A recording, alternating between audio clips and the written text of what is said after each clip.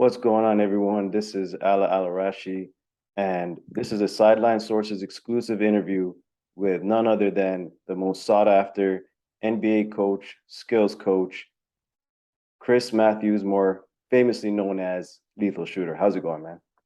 Going good, man. Just, happy to be on here with you. You guys doing a great job, especially with the stories you've been putting out. So I'm very excited for this interview. Appreciate that. Appreciate that. So I want to start with first the journey, right? So Chris Matthews, before the name Lethal Shooter, before all that, um, take me through that and growing up in Washington, D.C. When did you feel like you knew you had a real skill in terms of basketball? And take me through that journey initially. Yeah, before I was, lethal shooter, I was just playing the game. My dad always called me lethal, but it wasn't like lethal shooter. It's like my son's lethal, if that makes sense. So, Right. growing up in DC definitely molded me to be where I am today. Having the parents I had, Jeffrey and Stephanie, my mom lives in North Carolina now, but if it wasn't for them pushing me to be where I am today, I definitely wouldn't be here. Because Right. Washington, D.C. is definitely a tough place to grow up. A lot of people that I grew up with definitely didn't make it to C-21, or a lot of people didn't make it Mm, to not go to jail. You know what I mean? Because it was a tough right. road, especially playing sports. So I Right. was lucky to have them keep me on a straight arrow. Having Coach Nutt and different mentors that's just poured into me that didn't want anything out of me, but just to see a successful person make it out of our community was Right. definitely a dream come true. Right. Yeah, that's crazy. I mean, it's always tough growing up in tough neighborhood trying to make it out, and yeah, those are types of stories that people like to hear as well, right? Yep. Um, who was your first coach, and like that really kind of like believed in you, like took you through that, um, trying to like make you really feel that you had a potential here to make it big. Well, my dad was my first coach. He definitely pushed me to an uncomfortable situation because I used to go watch him play when I was younger. And he used to make me shoot on a small court. So I played at Rudolph Playground, but they Okay. had the 10-foot court, then they had the little court for the kids. Right. And I always wanted to shoot on the high court, but my dad was saying, shoot over there so I wouldn't mess up my form. Right. So my Right. dad was always instilling fundamentals to me at a young age. When I was growing up, he was coaching St. Gabriel's, Mm, elementary school that I went to as well. But he okay. coached there prior to when I went there, so he's always been coaching. He's always been mentoring other men to be Mm, basketball players and to be great men in the community. So to have him instill that in me at an early age, it was easier for other coaches to take me in. But my first coach ever that wasn't my dad was Coach Jarrell. He had me for football and basketball, and he okay. definitely instilled like that strong mindset to never give up, to give impose as much will as you can on your opponent. And the one thing about Coach Jarrell, every time I'll pass the ball, he'll sub me out the game. And he'll be like, It's man, funny. shoot the damn basketball. You're Right. not here Right. to pass the ball. You're here to shoot the basketball. So, at a young age, I knew, my only job is to shoot the basketball and play Right. defense. And then, Coach Jarrell was definitely that person that, still to this day, I can hear his voice telling me to keep going and don't give up. So it's definitely Yeah. a blessing to have a coach like him in my life. For sure. For sure. No, I could definitely relate in a smaller sense of like growing up. I played basketball as well in high school and stuff, and just knowing that there's a coach that's giving you that green light to make those mistakes and then try to learn from it. That's always important as well. Um, Yes. so you mentioned already that the name Lethal came from your dad. Was there anything else? Was there another name that people were coming up with before that, or was that kind of just stuck from the beginning and that stayed Yeah, with there's you? a lot of names I had growing up in my neighborhood, but my dad would call me fella. So if we was in the house, he'd say, "Fella, come here," whatever. Right. But on the basketball court, he'll say, "My son's lethal." And I wasn't really listening to it back then because I was just running around like a chicken with his head cut off at a Right. young age, going out the house, coming in the house. Yeah. But when I came up with my Instagram name, I couldn't come up with nothing, bro. I was coming up with all crazy names, and then it Right. was Right. just like, you know what, like let me just name myself Lethal Shooter because my dad used to call me Lethal, and Right. Shooter wasn't taken on social media Okay. and now, there's so many people around the world who knows who Lethal Shooter is, and that's why Right. I wish my dad was here to just see that name is still going. Oh, for sure, man. So sorry about that. Sorry to hear about that, by the way. Yep. Uh, but so I know a lot of people probably want to know, and you're kind of wondering like, why is Lethal Shooter not in the NBA? So now you're fast forward to you went to college, you're playing college ball, and then it hits a time where now you can enter your name in the draft. Take me through that journey. Yeah, well, in college, I was a great player, but I wasn't like the main player. I played at Washington State. We went to the Sweet 16, but I was playing behind a lot of great players. So the one thing that everybody has to understand about basketball, sometimes it's not always about you. There's a lot of great players that played on teams that was system basketball. I never played on teams where the coaches just let us do whatever, if that makes sense. Right. So I was always in a situation that I was under structure. So I transferred to St. Bonaventure where I broke all of the 3-point records. I was top 3 in the nation my senior year in NCAA and 3-pointers made. Yeah. But everybody doesn't make it to the NBA, and that's what a lot of people have to understand. Making it to the NBA didn't hurt me. It just made me stronger. Right.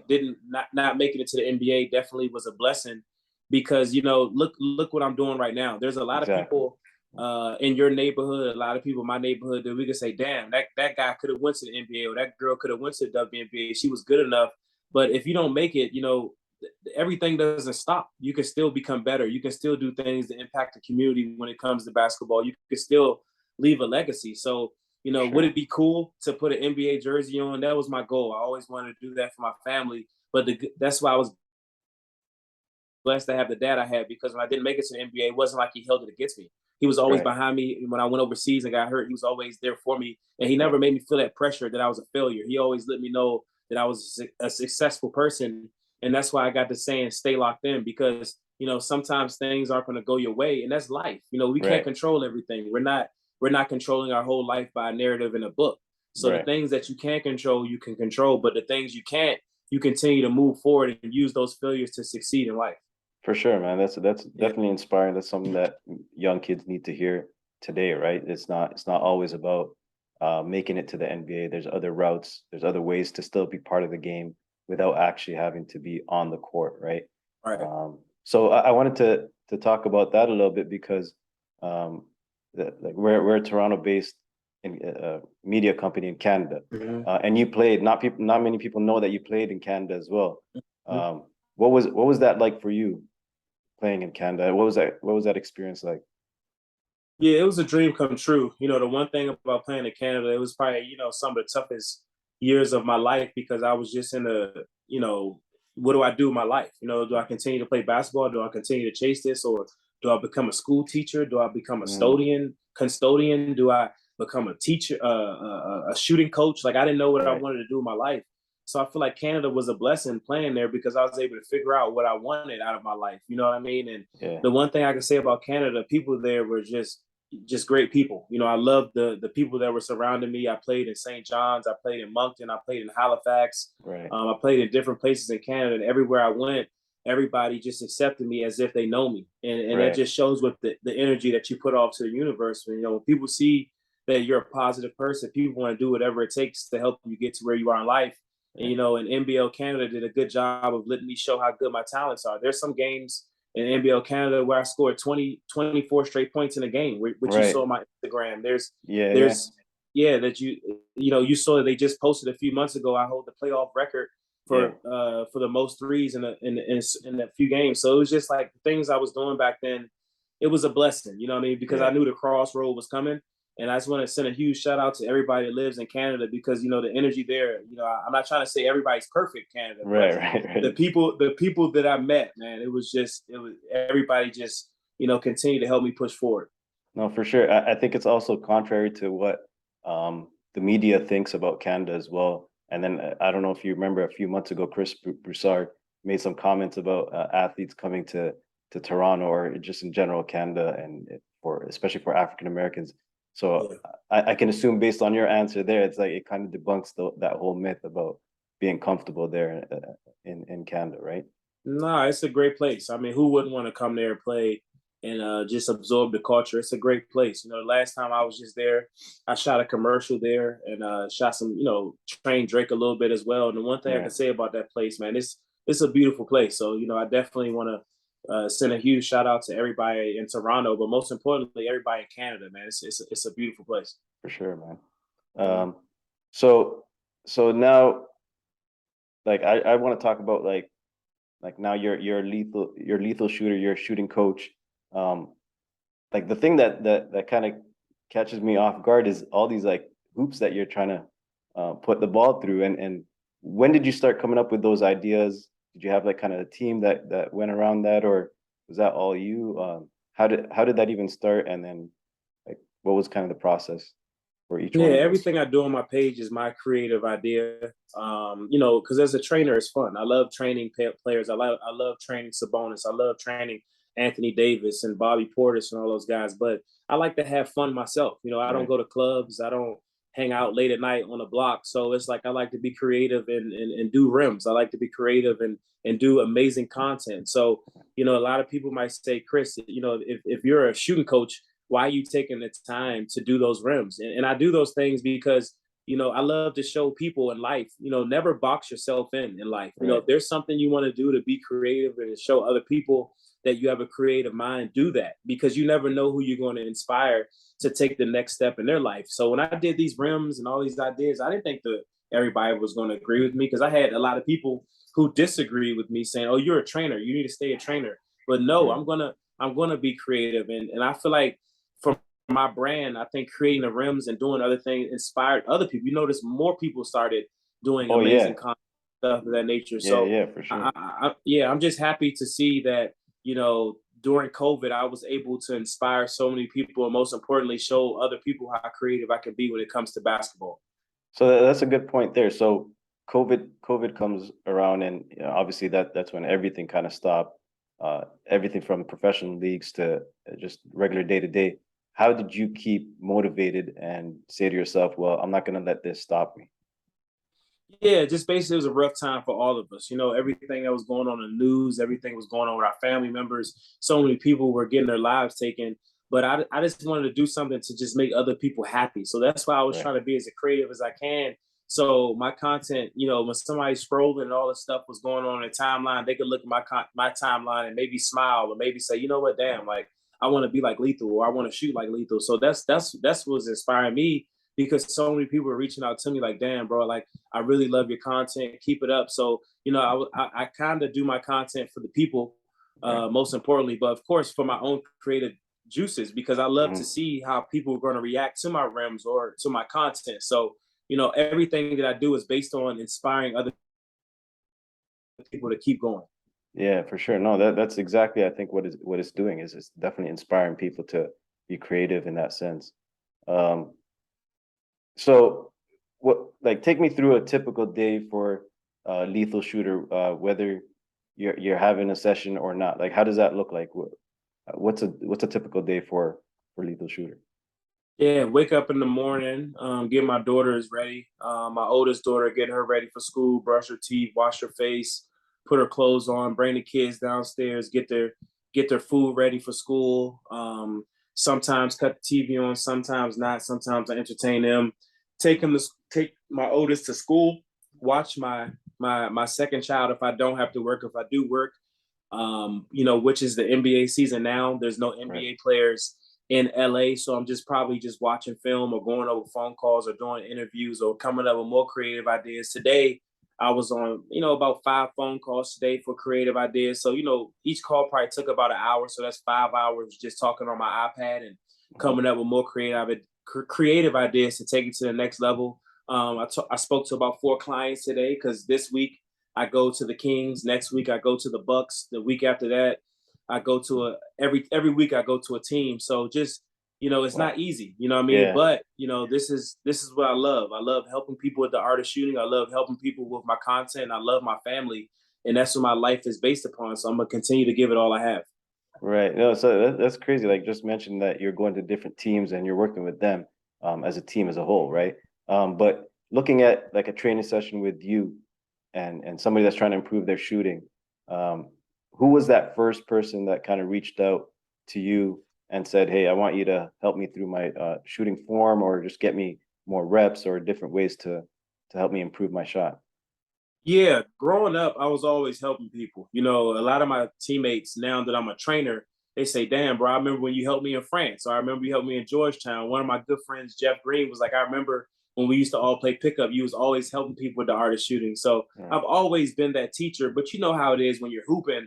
I wasn't teaching them because I wanted to be a shooting coach. I was teaching them because I wanted to win those games. So Right. if somebody was doing something wrong, I'd be like, no, bro, shoot like this or do that. But the Yeah. first NBA player to reach out to me when I became a coach was Kevin Seraphin. He was playing for the Washington Wizards, and he reached out to me, and we became great friends because of that, because he trusted me to change his overall jump shot. And the next year, it took a huge leap. And by him, taking that risk in me, that's when everybody started seeing my abilities, and it's been no looking back. So the person I can say that was the person was Kevin Seraphin, man. He definitely laid out that foundation so I could be considered a shooting coach. Right. So going from that, and then I want to mention somebody that you helped coach, Bobby Portis. So you helped him coach through his shot, and then you see him winning a championship with Milwaukee, and his percentages went up drastically. It's just how did that feel? Same. It's a blessing. Same with Kentavious Caldwell-Pope when I was training him and they won it in the bubble. I was helping him every single day in the bubble. That entire season, I was helping Kentavious Caldwell-Pope.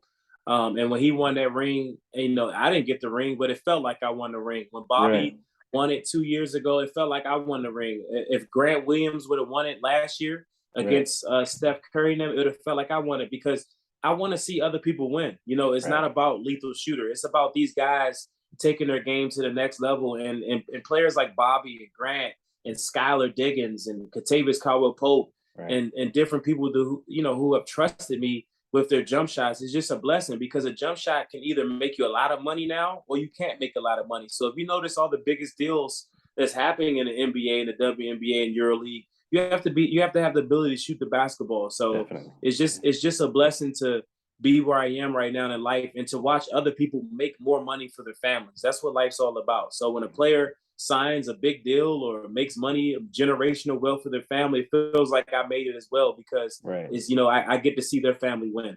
For sure. No, that's amazing. Like, just knowing that you're helping people improve their life, whether it's on the court or off the court. And usually they go hand in hand. So who was the first non-NBA player or basketball player to reach out to you? Because you've been helping coach other people, like you mentioned Drake. There's more recently you had Mark Cuban, who's 64 years old, going through a session with you. So who was that first person, and how does that feel, like knowing that people that are not even in the NBA or non basketball players trying to improve their shot? Yeah, it's a dream come true. That just shows a lot of people want to see, hold up, can this guy really shoot? Like, can he? So when I was with Mark, I would shoot like 2 steps across half court, and he'll look at me and I say, hey, I got to show you I can actually shoot. He was like, yeah, you can really shoot. So it's more, normally with celebrities, they want to see if I can shoot. So I was living in Atlanta, and at the time I was helping the Hawks. And 21 Savage reached out to me, and he was like, yo, bro, let's get in the gym. So I'm like, man, I train NBA players, WA players. I'm not going to train a celebrity or artist. And then I thought about it. I was like, you know what? Let me just try it. So when I went to meet him, it was the best connection ever, man. He's like, one of those people that's like me. He's always about helping people. He's for the culture. And when I trained him, it was probably one of the best experiences of my life, training 21. And still to this day, I talk to him. We was just in the gym about 3 weeks ago with Drake. And if it wasn't for 21 Savage, I probably wouldn't have crossed over to 2 Chainz, to French Montana, to Machine Gun Kelly, to Flea, to Drake, to all those artists, Tory Lanez, and all those people. It all started with 21 Savage. Right. Yeah, that's crazy. Like, just to know that that was like kind of the crossover, like you mentioned, that from NBA players or basketball players to celebrities. Yeah, that's insane. So I want to ask you about your thoughts. Like, so the NBA right now is going the direction of possibly bringing back the high school to pro kind of process. What are your thoughts on that? And do you think there's anybody that you've seen in high school right now that you think can make the jump, like next year or the year after? Yeah, there's a lot of candidates. Definitely got to continue to watch them to see who we think could take a huge jump like that. So I really want to be more educated before I speak on a name or speak on multiple names that I've watched that I think that are prepared. But with time we'll see. But I think the NBA is smart. We need to go back to that. We need to go, if somebody's ready, let them take the jump. And the good thing about the NILs and different things in college now, if they're not ready, they can still go to college and make money for their family. So it's not like somebody's just going to go to the NBA just to make money. So I feel like it's a smart decision on the NBA. And I think it's going to further push the NBA, because if you've been noticed, the NBA has been making some right decisions, and they've been definitely taking it to the next level, just like what they did last night with the France and Ignite game, to show us who potentially might be going number one. And that just shows you that the people behind the NBA are doing a great job to keep everything evolving, to make sure that everybody stays under this one umbrella. And I think they're doing a great job. So on that note, what do you think about the prospects there? That you got Victor Wembanyama and Scoot Henderson. What do you think about those two guys and what you've seen? I think they're both great players. The one thing about Victor I love, he's 7'4". He doesn't change his pace for anybody. Another thing I loved about him, he didn't do anything he couldn't do. He gets to his moves, one dribble pull up, two dribble pull up, get all the way to the basket, or he turns his back. He loves the fall away. He didn't try side steps. He didn't try step backs. He doesn't step out of his game. He doesn't have to at 7'4". Nobody's going to be able to stop him if he plays within his game. Right. I'm very excited to see him play in the NBA next year. Same with Scoot. I mean, I love his game. He same as him. He stayed within his box. He didn't do things he couldn't do. I love his passion. I love how much love he has behind the game, what he shows. The aggression. So I feel like he's more than ready as well. So it's going to be exciting watching the future of the NBA. Most importantly, just watching players develop and get better, because I feel like with social media, there's a lot of people that have been pushed through certain channels. And when they get to college, they're not coming out to become who they are. When they get to pros, they're not coming out to who they are. So I think now with certain athletes coming, just nowhere. Like we weren't talking about him 2 years ago. So I feel like with athletes like that come, it's going to make our athletes stepping up a little bit more. For sure. So in that sense, like, what advice would you give young guys because right now we know that shooting is a big part of the game. Like, that's almost taken over the game. If you can't shoot, like you mentioned earlier, then you're probably going to struggle sticking around in the NBA or in just basketball in general. So what's your kind of first advice to somebody that's trying to improve their shot? What do you tell them off the bat, like right away? Yeah, it's just basically, if you're trying to figure out your shot, try to shoot as close as possible. You can't figure out your shot shooting threes. I see on social media, everybody's trying to prove a point how far they can shoot. But actually, that's not what a great shooter is. A great shooter has the best mid-range jump shot on the team. Mm-hmm. So a lot of people think to be a great shooter, you have to shoot threes. Absolutely. In today's NBA, you have to take a three here and there. But if you look at Klay Thompson's game and Steph Curry's game and Kevin Durant's game and Devin Booker's game, they always try to start off with the mid-range jump shot. So if you want to master the art of shooting, try your best to master the mid-range jump shot first before you try stepping out to the three-point line. That's the biggest thing I see on social media, just kids throwing up bad shots and players looking for the big shot too far away. Go back to playing the mid-range game as well. Right, yeah, and I think that's where kids are kind of mistaken, in the sense of, in order for me to be a good shooter, I have to jack up a bunch of threes, and then eventually I'll get better. But the mid-range, that's a kind of forgotten art as well. The mid-range, people are forgetting that that's a high percentage shot, that it gets you going, that you can step back eventually to get to those 3-point shots.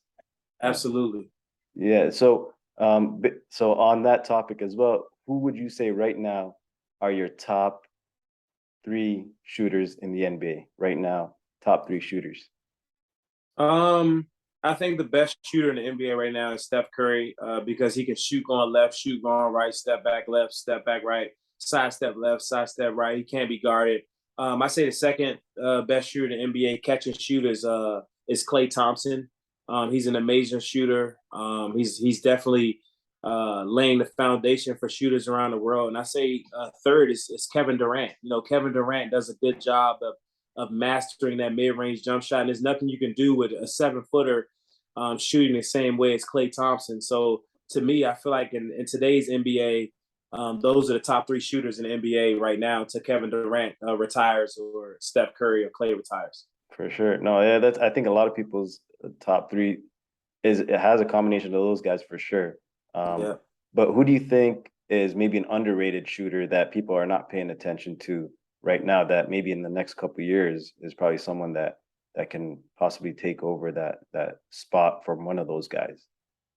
I think there's a lot of candidates for that, so I definitely don't want to pick one person for that because the NBA is doing such a great job, like you said, with developing people for the 3-point jump shot. And there's so many people right now that are, just having those big moments in the NBA when it comes to the three ball. So I don't want to pick one name. So when it comes to that, Okay, no worries. yeah.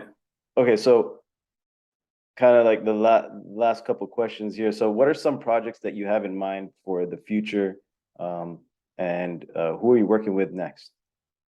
If you can Yeah, I share have a that. shoot. I have a training app coming out in the next month and a half. I've been working on this app for about a year right now because so many people want to know. Because if you notice, I don't really post my training. It's like Instagram fluff. Sabonis might be dunking or Bobby might just be throwing up some shots, but it's Yeah, not my real psychological warfare that I give to people. So my app, I'm going to be giving people the same type of training as if they're Skylar Diggins, as if right. they're NBA player or WNBA player if they wanted to take their game to the next level. And Skylar is a good example. She made first team WNBA again this year. So Right. my training is really aggressive, but it's not always about the three. I think when people say, "Oh, lethal shooters with this person, they're going to shoot the three." No, there's a Right. lot of clients that I have that I'm with them for the mid-range jump shot. They might not ever shoot a three. Right. So it's like, and there's a lot of clients that I train that I don't post on social media because everybody, my page is ran Yeah.